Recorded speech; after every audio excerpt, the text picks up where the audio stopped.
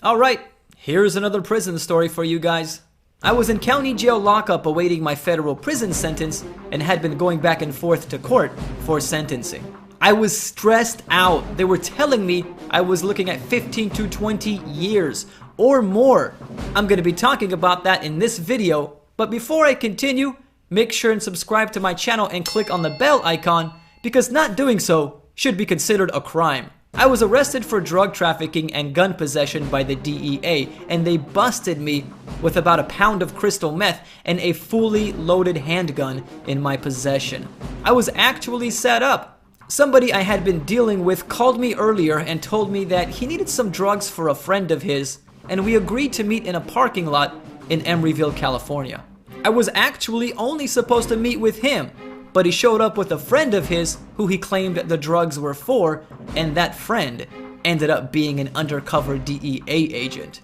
I had the drugs and my gun with me. Listen to this though. We were making the deal in his friend's car, which was a Ford Mustang. They were sitting in the front seat and I was sitting in the back seat. I had the drugs in a cell phone box, and once I opened the box to show them the drugs, 2 cars immediately swooped in on us and DEA officers jumped out with their guns drawn and ordered us out of the car. The 2 guys I was with got out, and as I was getting out, I managed to pull the gun out of my waistband and throw it under the passenger seat in front of me. Later, after the gun was discovered, one of the officers told me, "How were you able to pull that gun out without me seeing it? I had my sights on you the whole time, and if I would have seen that gun, I would have shot you dead." I don't know if that was divine intervention or what. Maybe God had a plan for my life, and he protected me from being killed. Anyway, so I'm in county jail going back and forth to court, trying to negotiate a plea deal for sentencing. My attorney said, "We can't really do much for you. The federal system has a mandatory minimum sentencing guideline which we must abide by. The only way you can get less time is if you snitch." Now, I didn't snitch, but that didn't stop them from trying.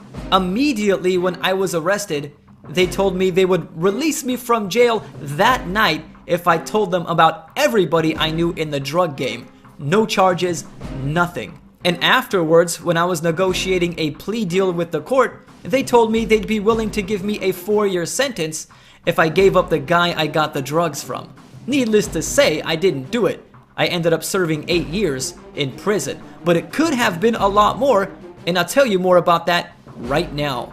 My attorneys told me, "This is what your case looks like. Drug possession for the amount you have carries 10 years. The gun is 5 years, and since it was fully loaded with one in the chamber, that can add an enhancement, adding 1 year for each bullet in the gun. And there were 8 bullets in the gun. So really, that's 23 years. I was looking at a possible 23-year federal prison sentence. Yeah, I was stressing out. So how did it go from 23 years to 9 years, you may be asking? This was nothing short of a miracle and an answer to prayer. I was thinking about my sentence one day in my jail cell, and it was just stressing me out. I felt hopeless. And so I knelt down next to my bed and prayed to God and told him that I was handing this problem over to him to work things out for me. And you know what? As soon as I prayed, I felt peace, and it gave me an assurance that God had heard my prayer and that he was going to do something about it. I didn't know what yet, but I'm gonna tell you what happened, and it's gonna blow your mind.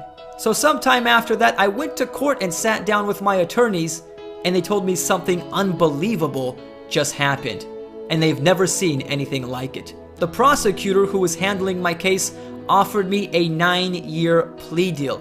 She was dropping my drug charge, which carried 10 years, to a lesser charge, which carried 4 years. Instead of getting charged with possession of narcotics, I got charged with using a cell phone to make a drug transaction. And the prosecutor didn't even say anything about the bullets in the gun.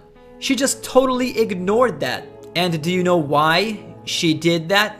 According to my attorneys, she had a brother who was a drug addict, which I reminded her of, and she was also tired of seeing young men like myself getting so much prison time for a first offense. My attorney said, "I suggest you sign this plea deal right now." Now, even though 9 years was still a lot of time, and it was hard for me to accept that. I signed the plea deal. I ended up doing 8 years out of those 9 before being released from prison. Incidentally, I heard that the prosecutor for my case was scolded by her superiors for giving me a reduced charge, and then she quit her job. This reminds me of a couple of verses in the Bible. The first one is Proverbs chapter 21 verse 1.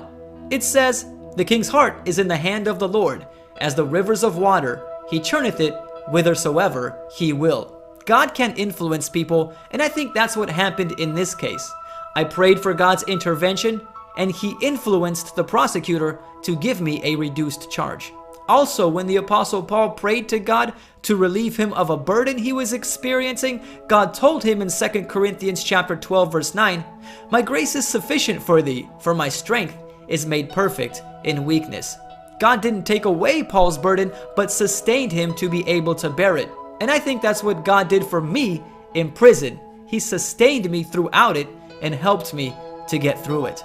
This is one of the experiences I had with God which I will never forget.